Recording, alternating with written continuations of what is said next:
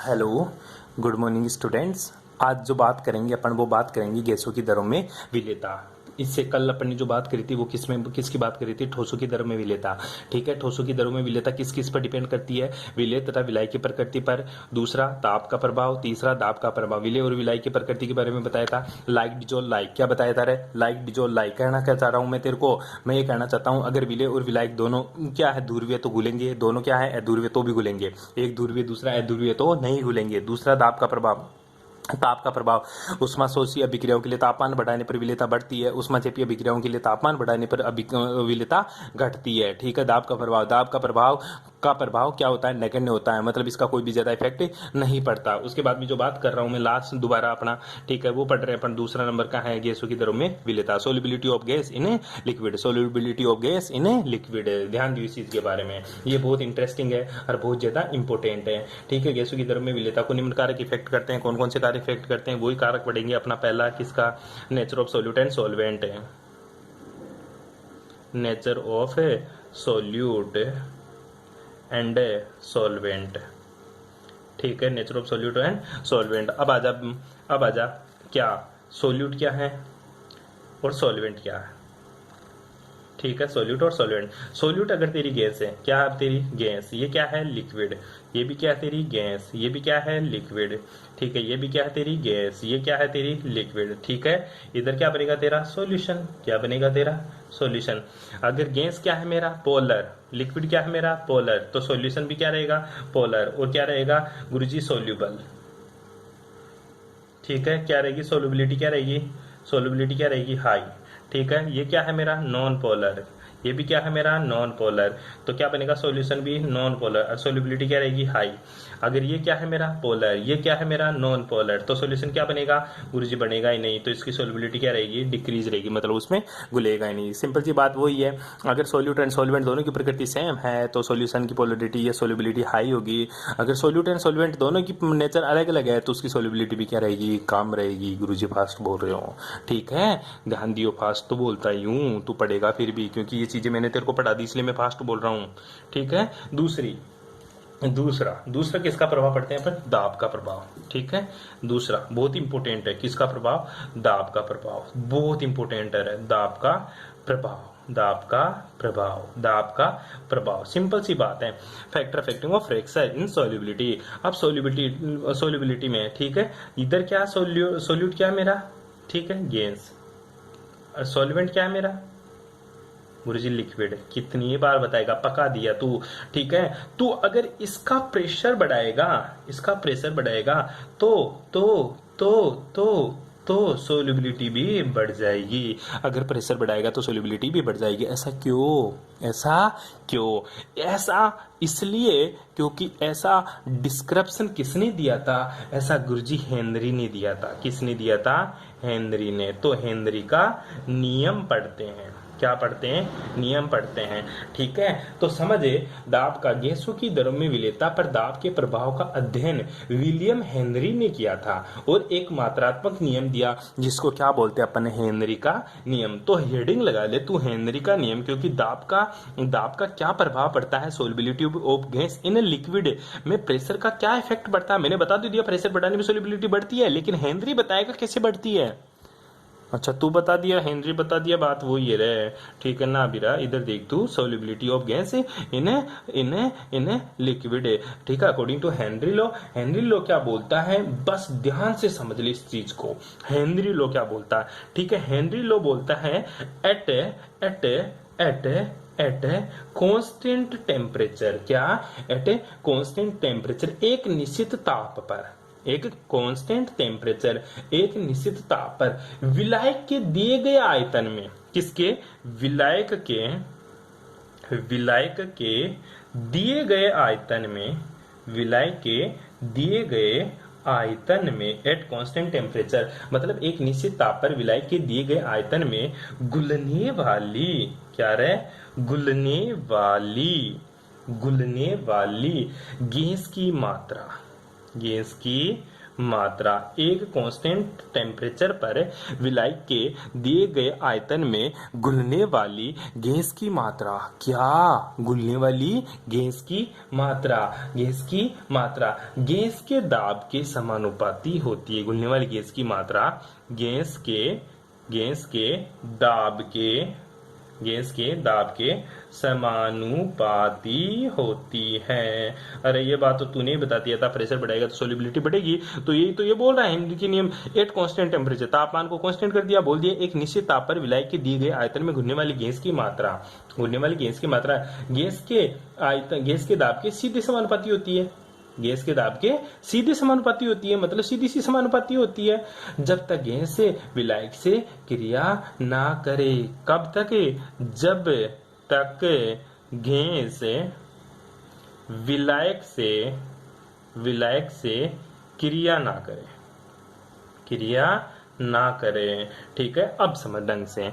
बोला तापमान कांस्टेंट ले। क्या बोला? तापमान कांस्टेंट ले। बोला तापमान कांस्टेंट ले, विलायक के दिए गए निश्चित आयतन में गैस की मात्रा। गैस क्या है? तेरा सोल्यूट है, तो गैस की मात्रा मोल फ्रैक्शन में ले लेते हैं अपन x। ठीक है, गैस की मात्रा क्या है? गैस के दाब के सीधे समानुपाती होता है। ठीक है, गैस की दाब के सीधे समानुपाती होती है। तो जब गैस विलायक से क्रिया ना करे। ऐसा नहीं कि तेरी गैस तो दाब बढ़ाने के साथ साथ विलायक से क्रिया करके कोई और ही उत्पाद बना रही है। नहीं, वो तो गलत हो जाएगा। ऐसा होना चाहिए तेरा विलायक भी, विले भी, ठीक है, तेरा सोल्यूट भी ऐसा होना चाहिए जो लिक्विड के साथ, मतलब सोल्यूट के साथ कोई अभिक्रिया ना करे। दाब बढ़ाने के साथ साथ सोल्यूट के साथ कोई अभिक्रिया ना करे। अगर सोल्यूट के साथ रिएक्शन कर गया ना तो दाब का कोई मैटर ही नहीं रहेगा। अपन को तो सोल्यूबिलिटी पढ़नी है, रिएक्शन थोड़ी पढ़ रहे हैं गुरुजी। सोल्यूबिलिटी पढ़नी है अपन को, रिएक्शन ना पढ़ रहा मैं भाई। ठीक है, तो दाब के सीधे समानुपाती होती है। ध्यान दे इस चीज के बारे में। केस फर्स्ट लेते हैं। अच्छा, केस फर्स्ट क्यों लिया? क्योंकि गैस की मात्रा x है। अब मात्रा भी दो तरीके से ले सकता तू गैस के। एक तो गुरुजी मोल फ्रैक्शन के रूप में, एक ग्राम में। ठीक है, मोल फ्रैक्शन में। तो पहला लेते हैं, यदि गैस की निश्चित विलेयता को मोल प्रभाज x के पदों में लिया जाए। यदि गैस की विलेयता को या गैस की मात्रा को, यदि गैस की मात्रा को मोल प्रभाज के रूप में लिया जाए, मोल फ्रैक्शन के रूप में ले, मोल प्रभाज के रूप में ले। ठीक है, तो मोल प्रभाज के रूप में लेंगे और मोल प्रभाज को मैंने किससे डिनोट करता हूं? x से। ठीक है, तो x के रूप में लूं तो क्या बोल रहा है? गैस की मात्रा दाब के सीधे समानुपाती होती है, अर्थात P is directly proportional to x, जहां पे x क्या है? Mole fraction. ठीक है, x क्या है तेरा? Mole fraction. P क्या है तेरा? आंशिक दाब। क्या है? P क्या है तेरा? आंशिक दाब। सिंपल सी बात है। ठीक है, तो P इक्वल में लिख सकता हूं KHX, जहां पे KH क्या है? हेनरी नियतांक। KH क्या मेरा? हेनरी नियतांक। और जो KH है ना तेरा, क्वेश्चन कभी कभी पूछ लेता KH किस पे डिपेंड करता है? ये डिपेंड करता है विलेय तथा विलायक की प्रकृति पर। विलेय तथा विलायक की प्रकृति पर। ये किस पे डिपेंड करता है? विलेय तथा विलायक की प्रकृति के ऊपर KH डिपेंड करता है अपना। सिंपल सी बात है। ठीक है, यहां तक किसी को कोई प्रॉब्लम नहीं होना चाहिए। ठीक है, तो सीधी सी बात है, अगर गुरुजी प्रेशर बढ़ाएगा तो मोल फ्रैक्शन बढ़ेगा तो प्रेशर भी बढ़ जाएगा, और प्रेशर बढ़ेगा तो तेरी सोल्यूबिलिटी भी बढ़ जाएगी। सिंपल सी बात है, कोई दिक्कत यहाँ। ठीक है, क्यों? अपन ने गैस की जो विलेयता है इसको किसके रूप में ले लिया? मोल प्रभाज के रूप में। यदि गैस की विलेयता किस में लूं मैं? मोल प्रभाज x के रूप में। तो ये क्या है? तेरी विलेयता। ठीक है, तो प्रेशर बढ़ाएगा तो x का मान बढ़ जाएगा, अर्थात मोल फ्रैक्शन का मान बढ़ेगा। मोल फ्रैक्शन क्या है? तेरी विलेयता। इसलिए सीधा सा रिलेशन देखते हैं अपन, प्रेशर बढ़ाने पर मोल फ्रैक्शन बढ़ जाता है। ये किसने बताया? तेरा हेनरी ने। किसने बताया था मेरे भाई? ये गुरुजी बताया था, हेनरी ने। ठीक है, किसने बताया था? हेनरी ने। ये तो तू मोल फ्रैक्शन के रूप में ले लिया। कैसे? सेकंड। यदि गैस की विलेयता मैं किस में लूं? यदि गैस की विलेयता किस में लूं? गैस की विलेयता को अगर मैं x के रूप में ले लूं, किसमें? ग्राम में ले लूं, मात्रा में ले लूं। अगर गैस की विलेयता को मैं किस में ले लूं? मात्रा के रूप में ले लूं, तो क्या लिखूंगा मैं? सीधा सा लिखूंगा गुरुजी, P is directly proportional to m, और P इक्वल्स टू क्या लिखूंगा मैं? KHM। ठीक है, तो वही बात है, मोल प्रेशर बढ़ाने पर यही बढ़ जाएगा, KH बढ़ाने पर वापस से यही बढ़ जाएगा, सिंपल सी बात है। ठीक है, यहाँ तक किसी को कोई प्रॉब्लम, यहाँ तक किसी को कोई प्रॉब्लम, ये दिक्कत नहीं आनी चाहिए यहाँ तक है। ठीक है, तो सीधी सी बात है गुरुजी, टेम्परेचर बढ़ाने पर KH का मान क्या होता है, घटता है, सॉरी टेम्परेचर बढ़ाने पर KH बढ़ता है और विलेयता क्या होती है, घटती है। विलेयता क्या होती है, घटती है। तो टेम्परेचर कांस्टेंट ना लूं, ठीक है, टेम्परेचर के रेस्पेक्ट में भी देख ली इसको, प्रेशर के रेस्पेक्ट में तो तुझे पता चल गया, प्रेशर बढ़ाने पर क्या हो जाता है, M मतलब क्या, गैस की मात्रा बढ़ती है, गैस की मात्रा मतलब विलेयता बढ़ती है, या प्रेशर बढ़ाने पर क्या होती है, गैस की मात्रा अगर मोल फ्रैक्शन के रूप में लूं तो मोल फ्रैक्शन बढ़ता है, तो क्या बढ़ती है, तेरी विलेयता बढ़ती है। ठीक है, यहां तक किसी को कोई प्रॉब्लम। ठीक है, अब देखते हैं क्वेश्चन क्या पूछता है, हेनरी नियम की लिमिटेशन लिखो, हेनरी नियम की लिमिटेशन लिखो। तो लिमिटेशन की बात करते हैं थोड़ा सा, हेडिंग लगा ले, लिमिटेशन ऑफ हेनरी लॉ। ठीक है, तो लिमिटेशन ऑफ हेनरी लॉ में पहला ही लिमिटेशन क्या है, दाब बहुत अधिक न हो। ठीक है, क्या हो, दाब अधिक न,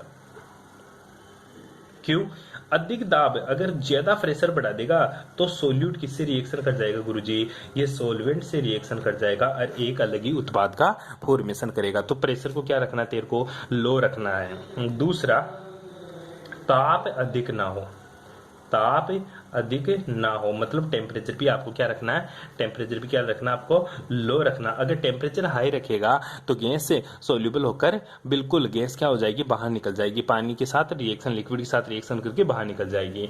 तीसरा क्या है, गैस में विलायक से क्रिया ना करे, मतलब तीसरा क्या है तेरा, सोल्यूट क्या है तेरी गैस, और विलायक क्या है तेरा लिक्विड। ठीक है, तो सोल्यूट सॉल्वेंट के साथ कोई रिएक्शन ना करे, ठीक है, उसके साथ कोई अभिक्रिया नहीं करना चाहिए। चौथी चीज क्या है तेरा, विलियन क्या होना चाहिए, विलियन क्या होना चाहिए तेरा, तनु होना चाहिए, तनु हो, क्योंकि प्रेशर का तभी इफेक्ट लगेगा जब विलियन क्या होगा तेरा, तनु होगा, विलियन क्या होगा तेरा, तनु होगा। बस ये सिंपल सी बात है। ठीक है, यहाँ तक कोई दिक्कत है। इससे पहले एक छोटा सा टॉपिक छूट गया अपना कि ताप का क्या प्रभाव पड़ता है। ठीक है, तो ताप का प्रभाव, ठीक है, सिंपल सी बात है, टेम्परेचर बढ़ाने पर विलेयता क्या होती है, टेम्परेचर बढ़ाने पर विलेयता घटती है। क्यों, क्योंकि हेनरी कांस्टेंट का मान बढ़ता है, क्योंकि हेनरी कांस्टेंट का मान बढ़ता है। क्या होता है, हेनरी कांस्टेंट का मान बढ़ता है, तो तापमान बढ़ाने के साथ साथ इसकी विलेयता क्या हो जाती है, घट जाती है। क्या हो जाती है, विलेयता घट जाती है। कोई दिक्कत यहाँ तक है, ऐसा और बताऊंगा, और भी बताते हैं इस चीज के बारे में कि क्या प्रभाव पड़ता है। गैस की प्रकृति के बारे में मैंने बता ही दिया था। ठीक है, मतलब आयनित होने वाला चाहिए, ये चीजें सारी मैंने बता दी। ठीक है, तो ये लिमिटेशन पढ़ ली अपने इसकी, कोई दिक्कत यहाँ तक है। अरे हेनरी कांस्टेंट की लिमिटेशन पढ़ ली, तो आपका प्रभाव ढंग से बता रहा हूँ, चल छोड़ इसको एक बार के लिए, तो यहीं पे स्टॉप कर दी इसको। लिमिटेशन में कोई दिक्कत यहाँ तक आपको, लिमिटेशन में कोई प्रॉब्लम। ठीक है, अब चलते हैं अपन दूसरा, आगे दूसरा इफेक्ट पढ़ते हैं, किसका इफेक्ट पड़ता है। अब अपन बात करते हैं गैस की प्रकृति, गैस की प्रकृति, हेडेक लगा ले, गैस की प्रकृति, इसी में चल रहे हैं। मैंने फैक्टर अफेक्टिंग की बात कर रहा हूँ गैस इन लिक्विड में। ठीक है, क्या क्या प्रभाव करता है। पहला अपन ने क्या पढ़ा था, विलेय और विलायक की प्रकृति, वो अपन ने एक साथ पढ़ लिया। किसके बेसिस के ऊपर, वो अपन ने गुरुजी मैंने पढ़ा था, वो किसके बेसिस के ऊपर, पोलर और पोलरिटी, नॉन पोलर और पोलर के रेस्पेक्ट में। अब बात कर रहा हूँ एक एक की, गैस की अलग प्रकृति हो तो, ठीक है, कैसी, जो गैस है ना विलियन से क्रिया करके आयनित हो जाए तो। ठीक है, कहना क्या चाहता हूं, गैस में ऐसी ले लूं जो क्या हो जाए, आयोनाइजेशन हो जाए। ठीक है, गैस का क्या हो जाए, आयोनाइजेशन हो जाए। ऐसी गैस क्या हो जाती है, ज्यादा सोल्यूबल होती है, किसमें, पानी में, जो अपने आयनों में टूट जाए। ऐसी गैस है जो विलायक से क्रिया करके आयनित होती है, आसानी से विलय हो जाती है, आसानी से विलय हो जाती है। तो गैस की प्रकृति में क्या लिखेगा, ऐसी गैस है, ठीक है, ऐसी गैस है जो विलायक से क्रिया करके, जो विलायक से क्रिया करके आयनित हो जाए। क्या हो जाए, आयनित हो जाए। ठीक है, क्या हो जाती है, विलेयता हाईली, मतलब क्या हो जाती है, वो आसानी से विलय हो जाए। ठीक है, कि उसकी विलेयता क्या रहेगी, ज्यादा रहेगी, जो आसानी से आयनित हो जाए, आसानी से विलय हो जाएगी। फॉर एग्जाम्पल, अगर मैं HCl, SO2 और NH3 अमोनिया जैसी गैस को किसमें मिलाऊं, पानी में मिलाऊं, तो ये आसानी से आयनाइज्ड हो जाएगी। ठीक है, तीसरी जो बात करेंगे अपन, C पॉइंट, वो बात करेंगे विलायक की प्रकृति। किसकी बात करेंगे, विलायक की प्रकृति। अविलायक की प्रकृति की बात करते हैं, ठीक है। ध्रुवीय विलायकों में ध्रुवीय विलायकों में सिंपल सी बात है, ये क्या होता है, लाइक डिजोल्व लाइक, उसी के ऊपर बात करता है, लाइक डिजोल्व लाइक, ठीक है। जो जैसा है वो वैसे को घोलेगा, ठीक है, जो बात अपन ने पहले कर ली थी, ठीक है। तीसरा जो प्रभाव डी इफेक्ट है वो किसका है, ताप का प्रभाव, ताप का प्रभाव। ये कोई ज्यादा इंपॉर्टेंट नहीं है, इसलिए मैं इसमें थोड़ा सा ऐसे फास्ट ही बता रहा हूं तेरे को। ताप का प्रभाव, ठीक है। गैस की द्रव में विलय करने पर ऊष्माक्षेपीय विक्रियाओं के लिए वही बात है, ऊष्माक्षेपीय विक्रिया होगी, क्या, ऊष्माक्षेपी, ठीक है। ऊष्माक्षेपीय विक्रिया है तो तापमान बढ़ाने पर विलेयता घटती है, विलेयता घटती है। और ऊष्मा शोषीय विक्रिया है, ऊष्मा शोषीय विक्रिया है, उनका तापमान बढ़ाने पर विलेयता बढ़ती है। जो बातें पहले मैंने ढंग से बता दी थी, बस यहाँ पे तेरे को डायरेक्टली लिखनी है। फॉर एग्जांपल, हाइड्रोजन और हीलियम को विलय करने पर ऊष्मा क्षेपीय नहीं बल्कि ऊष्मा शोषीय विक्रिया होती है, अतः तापमान बढ़ाने पर विलेयता बढ़ जाती है। यहाँ तक किसी को कोई प्रॉब्लम, यहाँ तक किसी को कोई दिक्कत है, यही चीज अपन पढ़ेंगे आगे। बस ये तेरा खत्म, सोल्युबिलिटी यहाँ पे तेरी क्या हो जाती है, खत्म हो जाती है। बाकी की बातें करेंगे नेक्स्ट क्लास में। Thanks for cooperation.